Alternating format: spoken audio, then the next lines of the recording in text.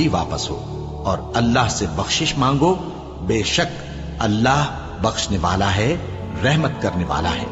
फिर जब हज के तमाम अरकान पूरे कर चुको तो मिना में अल्लाह को याद करो जिस तरह अपने बाप दादा को याद किया करते थे, बल्कि उससे भी ज्यादा।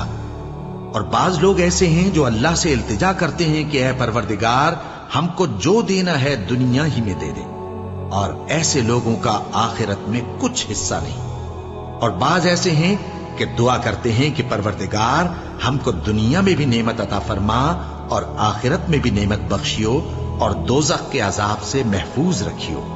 यही लोग हैं जिनके लिए उनके कामों का हिस्सा यानी अजरे नेक तैयार है, और अल्लाह जल्द हिसाब लेने वाला है।